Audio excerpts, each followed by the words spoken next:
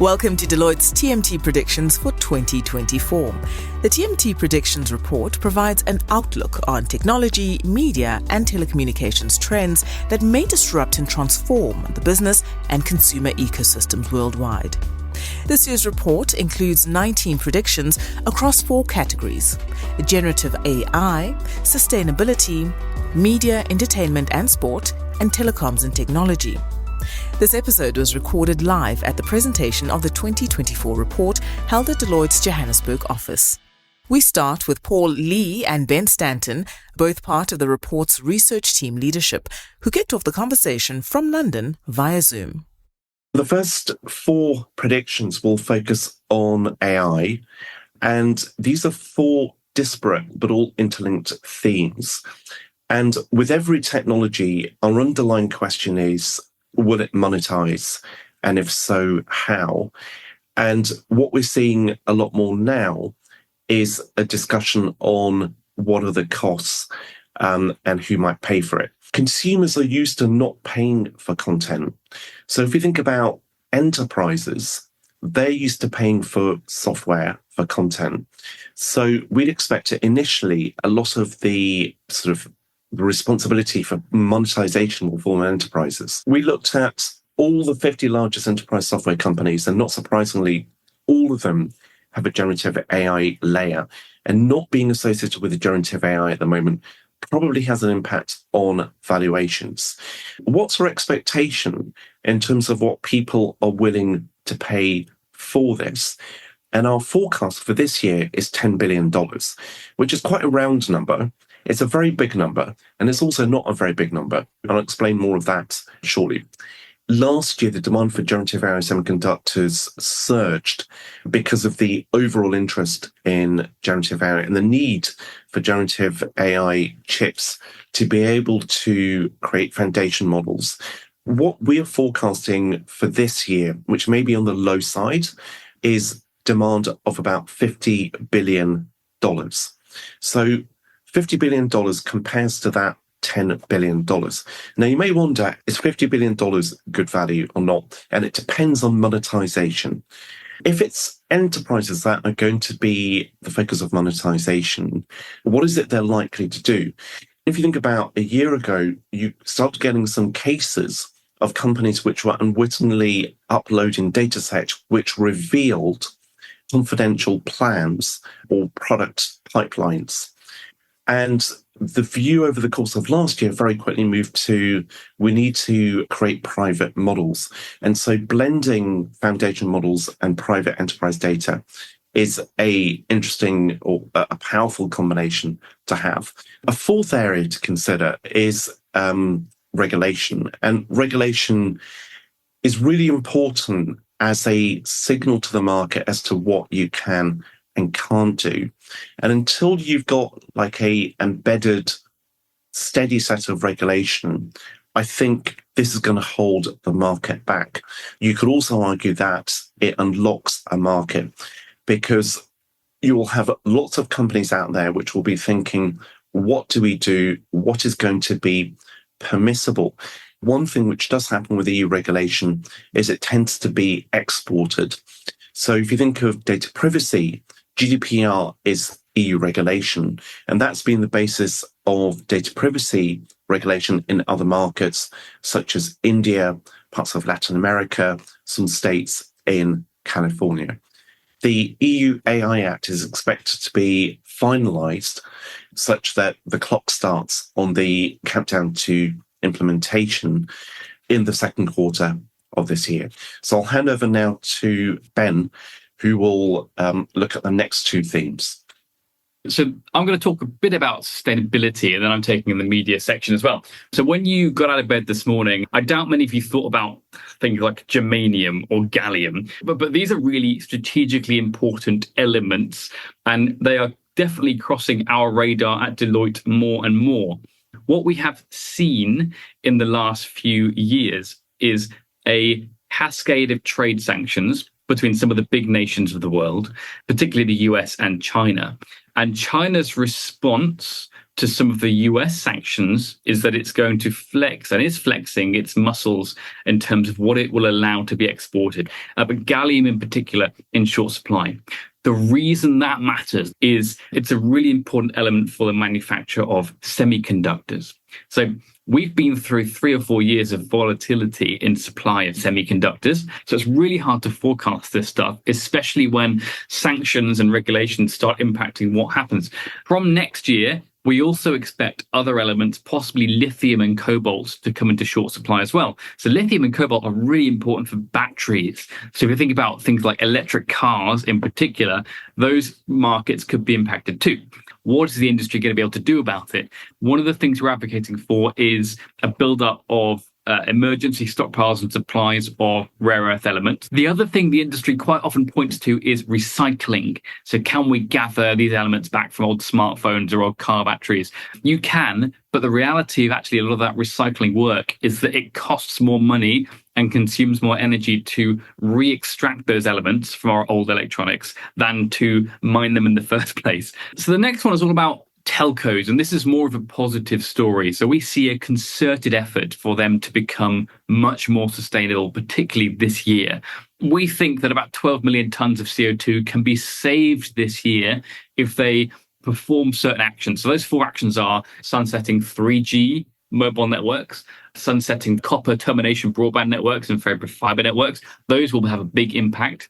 But also we're seeing other things like telcos with 5G being able to deploy specific variants of software that allow them to manage power. And then the last thing is a migration to electric vehicles, which in some markets is happening. So the last one I'll touch on in sustainability is this concept of agri-tech.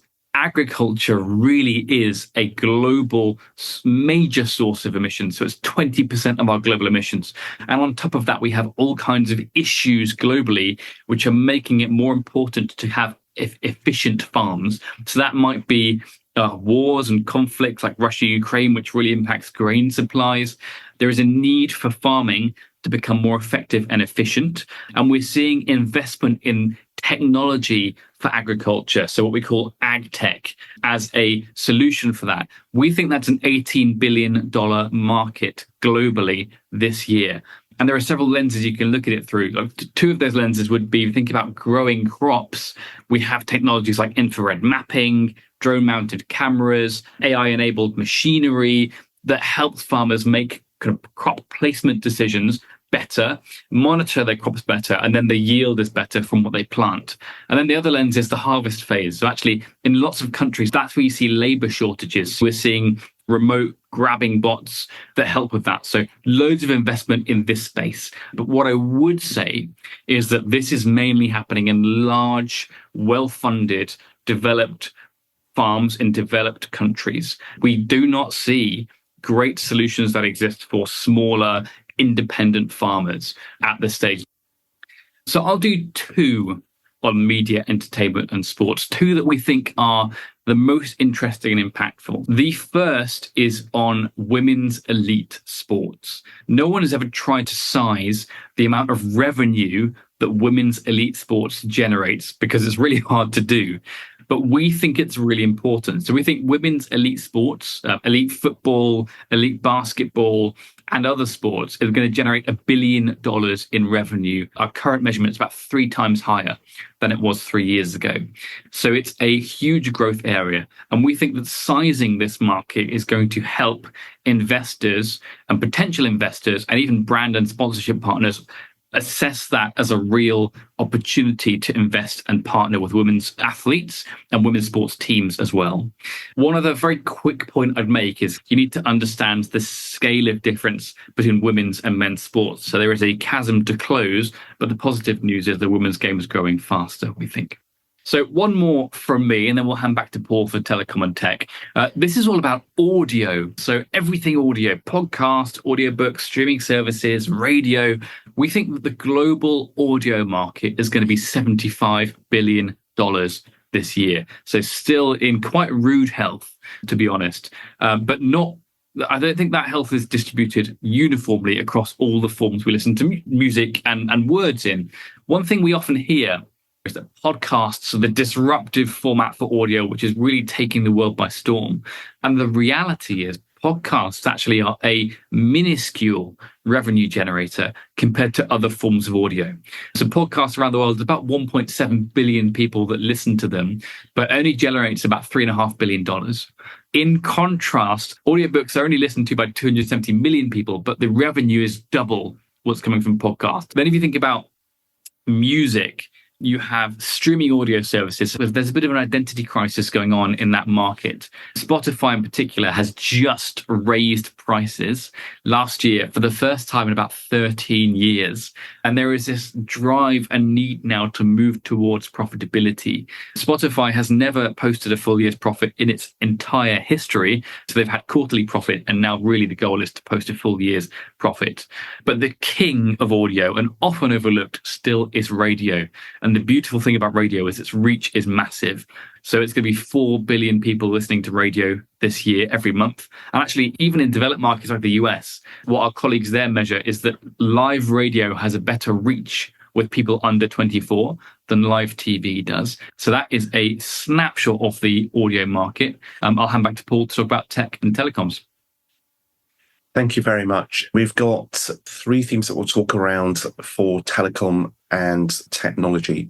The main question that we're asking is whether a period of enough fixed broadband connectivity is approaching. The home has gone through its digital transformation. Homes are getting smaller. Applications are steady. So are we at a generational inflection point in terms of demand for fixed broadband connectivity? And we think we are at that point. So in terms of implications of this, when you look at demand out there, and we think it's steady, and when we look at what is it that consumers are looking for broadband providers, increasingly in Europe, what matters isn't speed, but reliability. So the ability also for telcos to sell more for more is becoming harder because the consumer no longer values as much outright download speed as a proxy for value for money or for quality.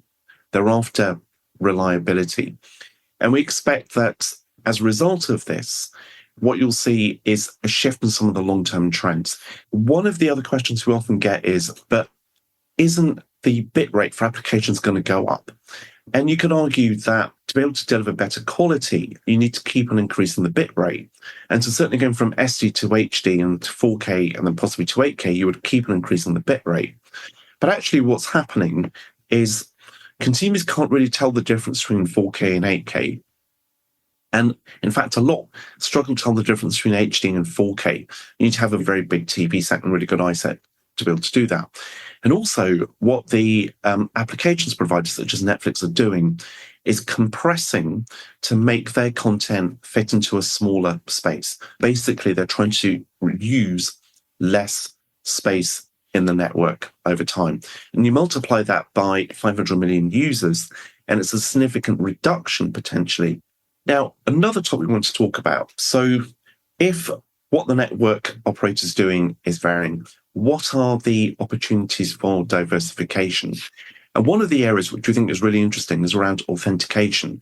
And a very common form of authentication is two-factor authentication, which relies on sending a text message, which is relatively low cost to send an additional code to provide authentication.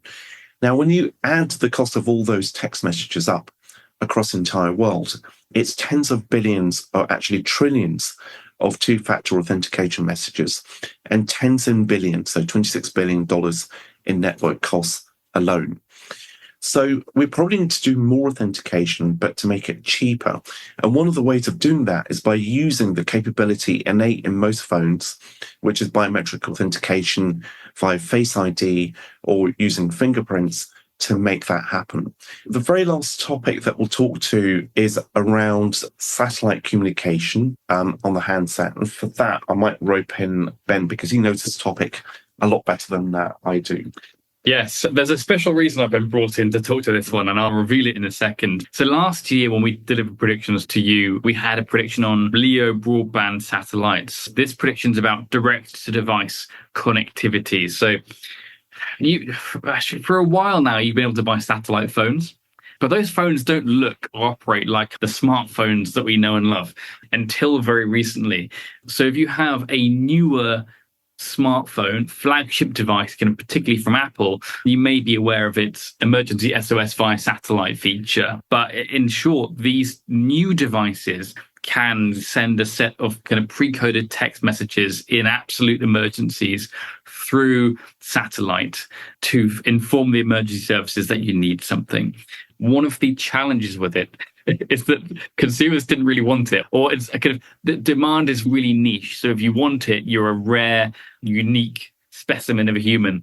But actually, our prediction on this was quite sneaky. So our prediction, I think, will still ring true. We predicted 200 million smartphones that can connect with satellite services like that are going to be sold this year. The beauty of this prediction is actually it looks like that those 200 million will all be iPhones, which is happening and is still the case. But even for Apple, it's not clear what pricing it will announce. A lot of its customers, all of its customers, are still in a free trial phase. But there'll still be 200 million smartphones with that capability that ship for the really basic text message, help me, I'm in need kind of connectivity. Paul and Ben were followed by a fireside chat hosted by Jill Hofmeyer, Africa TMT industry leader at Deloitte. Joining her were two Deloitte colleagues, Cloud AI and Data Lead Rudzani Mulaudzi and Innovation and Ventures Lead Wendy Pinau. Representing the industry experts were Dr. Alette Smith, Data and Analytics Center of Excellence at MTN, and from Vodacom, Nola Richards, Executive Head for ESG and Sustainable Business. I'm going to start with that first pillar of AI. And I'm going to start with you, Alette. One of the things there was the EU regulations likely to be firmed up in Q2, and the likelihood that those type of Gen AI EU regulations will be the template for laws that apply in Africa and in South Africa more particularly. Beyond just trying to comply with some upcoming legislation, AI or Gen AI policy and governance matters, right? Can you just talk to us a little bit about that in MTN's experience? At MTN, we're very much thinking of AI like a knife. It can be used to cut meat, but it can also be used to harm humans. And for this reason, we've spun up a virtual Office of Responsible AI. And we're very much thinking, how do we approach AI policy in this regard? So maybe it's best to just explain it to you through 3 Ps.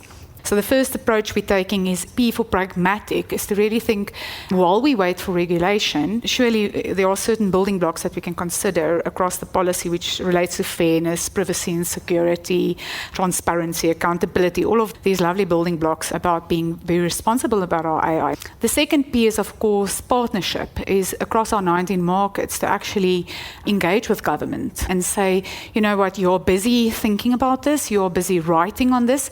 Can we take hands with you and can we give you some of our thinking on this and almost through that mechanism stimulate the conversation in the round tables? We are hoping that can drive quite a bit of influence from our side. And the third P is really principles, right? And I think this is through the lens of morality. Arguably, the best way to think about this in our company is to say, if we have external customers and internal customers being our employees, just ask yourself merely the following fact. Through what I'm doing here in AI, am I giving benefit to my internal and external customers, or am I in fact not giving benefit to them? Very simple question. If the answer is yes, go for it. If the answer is no, pause. And linked to that, you don't want to dampen that enthusiasm, innovation, but you also need some guardrails. Just from an operating model or policy perspective, how are you handling that? Yeah, I think that's important because you don't want to over-engineer or under-engineer, to your point. In our world, we think about responsible AI across generative AI, predictive AI, intelligent RPA, as well as AI APIs, right? The way we're thinking about it is beyond the policy that we've written to come up with standards or guidelines that our different marketplaces can actually use in a very practical way. So to get us there, we're using a research methodology where we're just interviewing our executives across across markets to start understanding what's the vision for us as a company with our AI. How far we're going to penetrate into our back office and in customer-facing arenas. And I think once we understand where the appetite is lying for that, in this market it could be a 10% penetration, in this market it could be more aggressive. And I think that's going to guide us about how we write the standards in different markets. So the policy first, and then the standards, which are very practical and guides the OpCos towards their ambition. Rudzani, I'm sticking with AI, and this may be a stupid question, but the theme or the prediction around training on internal enterprise data. Simplistically, does that mean you're actually limiting the scope of your insights because it's only focused on internal data? What are the benefits of it? To think about it, it's really to take a few steps back and perhaps to approach it firstly from a technological lens. When we think about this generative AI systems, there's a few pillars that are actually involved in it. I think the first pillar is the foundational model. So the foundational model is what has been built by your cloud providers and so forth. That's primarily what we're building on. And to build that foundational model, you typically train the systems on large volumes of data in order for them to be representative of a particular idea. So that idea could be conversation. So it would be trained in lots of conversations, but the output from the large language model is not distinct for MTN nor for Vodacom, right? The output is general and it's expressive of a broad domain. So that's where the enterprise data now comes in, which is the second level. When we think about the application and the customer kind of domain of that generative AI system, that's where we then take our enterprise data and build very customized elements on top of the large language model in order to actually accelerate a very specific use case that we actually have in mind as an organization. And this is proprietary data to us. And that's what makes a distinction between one organization's generative AI system versus another, even though the foundational model might be the same. Now, what's exciting about the cloud, when we bring it into this particular context as well, is that we as customers don't have to worry so much about the large language models themselves, the foundational sort of stack. The foundational stack is being continuously innovated and built upon by the cloud providers. So by leveraging the cloud, to a certain extent, we are always accessing this always green foundational model on which we can continually innovate with our enterprise data. Moving on to the second stack there, which was sustainability of the four in the predictions. And Nola, I'm going to turn to you. Sustainability and your sustainability strategy is a core part of you as Vodacom. Can you tell us a little bit about tenets of it and perhaps some of the challenges that underlie it? From a Vodacom perspective, our purpose is actually our sustainability in terms of a strategy as opposed to having a separate one, where we really believe that all the principles need to be integrated into everything we do. So one of the things which I was asked to just speak on is a little bit around the net zero specifically, and it's a very complex ambition of any entity, but I think more so in a telco space. We have 40,000 masts that consume some form of electricity in order for us to actually serve our customers. And I had a conversation with Sito, and looking at me, he goes, Nola, I'm terribly sorry. We're going to land 600 diesel generators. Why? Because we need to serve our customers, because that is our purpose, is to connect customers so that they can improve their lives. So it is very often, I say, we're almost running to stand still at some points. But to bring it back to a very tangible action, it is very much around innovation and thinking differently. In South Africa, 15,000 masts, points of presence across 168 municipalities. How on earth could we actually tangibly do that, especially when we've got space constraints? We're all dealing with issues of theft, vandalism. So we created what we call a virtual wheeling platform. So we've created a platform that basically reconciles the energy consumption against what in the future, we're just closing with IPPs, we will be pushing energy, renewable energy into the grid, supporting the grid in terms of the actual power that is generated in South Africa, and then we'll be dealing with our own net zero ambitions in terms of decreasing emissions. So moving on to agritech, and I'm just going to cover, I think agritech arguably is one of the most important levers for us in Africa for all of the climate reasons and the population reasons, and absolutely in the importance of agriculture to us. Just perhaps, again, Nola, still with you, just a comment on Safaricom or Vodacom's forays into agri-tech, lessons learned that could be applied to others? Okay, so I think it was acknowledged that a lot of the stuff in the research is more in the developed world. In Africa, we have a lot more subsistence farming.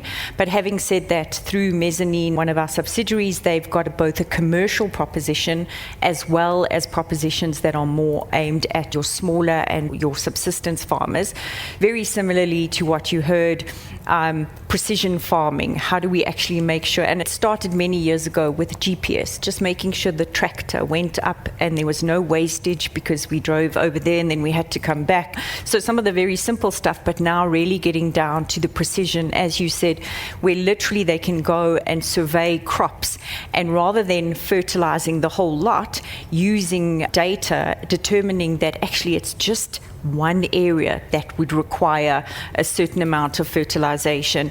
Then in that commercial space, it's a lot easier for us to quantify what is the environmental benefit, because then we can actually go and do science-based use cases. Because I think from a telco perspective or any corporate perspective, you can't just willy-nilly claim an environmental benefit unless you've got the facts to be able to substantiate that. And that's one of our challenges, is we want to say these things are adding benefit and delivering environmental benefits, but we actually need to prove that.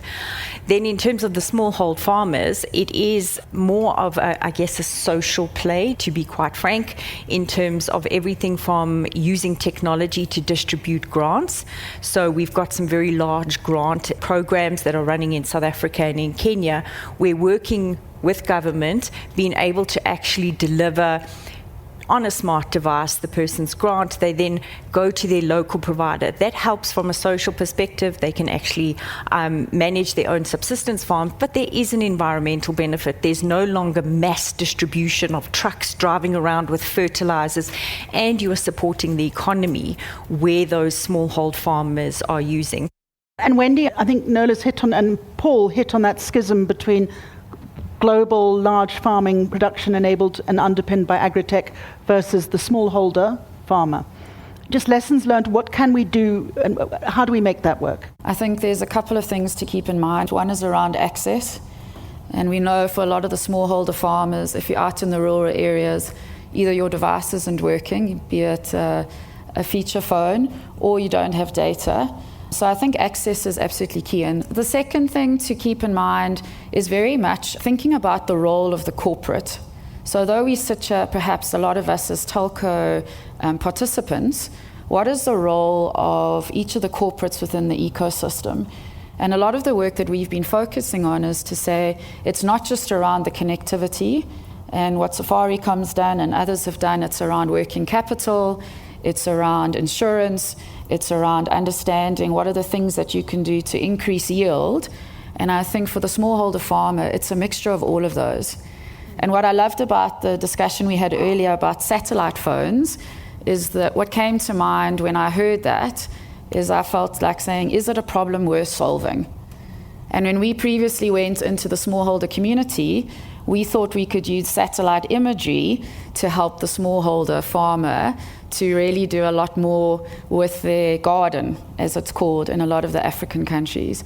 But unfortunately, the gardens are either between 2 hectares and 10 hectares big, and satellite imagery and the algorithms behind it are not meant for smallholder farmers.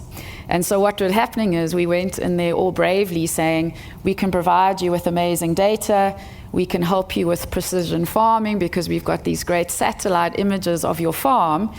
But unfortunately, because of maybe poor farming practices, the weeds looked as big as the crop. And so it was very difficult for us to advise or to provide information. And so on the back of that, it became very clear the key thing that a lot of our smallholder farmers are looking for is actually working capital. So how can we work with them to provide working capital? How can we connect with them to provide certified inputs? And how can we make sure that we provide the right agronomy advice that's at their level, which is more around gardens and actually looking at what we call demo gardens to help them to improve their yield. And so I think what's fascinating in the agri space is that we as corporates and players in this space need to think about all the partnerships. How do you get certified inputs? How do you bring working capital to the table? And of course, how do you then bring technology? And I think it's all of it. And just closing on the AI sustainability, and I think we need to move very quickly. I think, are we out of time? Let's just perhaps close with you, Alette, on full circle, Gen AI into sustainability and agritech. AI, Gen AI is a key enabler. How do we make sure in Africa that Gen AI doesn't become a force for greater division, but becomes a democratic force for good? Corporate and big business has a very big role in everything that we're doing in Africa. It's really for all of our benefit if we can uplift the continent, right? So we do take it quite seriously. We are here to create a modern, connected life for all of our subscribers, etc. But ultimately, we have to overcome societal problems while also trying to make money for our companies. It's a fact, right? I really loved what they said in Barcelona last week. They said the goal is to grow together, right? To have an open gateway to our data. To be quite frank, Nola, I'm sure you can also appreciate if MTN and Vodacom don't start thinking together about what we can do with our data, we're not going to overcome societal problems. The whole open gateway, which brings us to the A, which is alignment and partnership. We have to start taking hands, and then L is to leave nobody behind. And I'll just maybe stop with a comment that last year in November, the BBC interviewed myself around this whole, are we taking jobs away in Africa with AI? And what we converged on, it was a very lively discussion, is to say that in the first world countries, it's all about hyper-automation, get rid of people. But in Africa, it's a completely different discussion. It's about, as we mature in AI, we will become more inclusive, and we ultimately will up the abilities of our small, medium enterprises. So we are going to give jobs back to Africa by embracing AI. Completely different agenda to what we see in the first world. So I'm very excited, but I do believe this is where we all have to really think, how do we work together? We have to take the silos out between the MNOs to start thinking openness to our data so that we can start working together. Thank you for listening to this episode. If you'd like to read the TMT Predictions 2024 report in full, head over to the Deloitte website or click on the link in the show notes.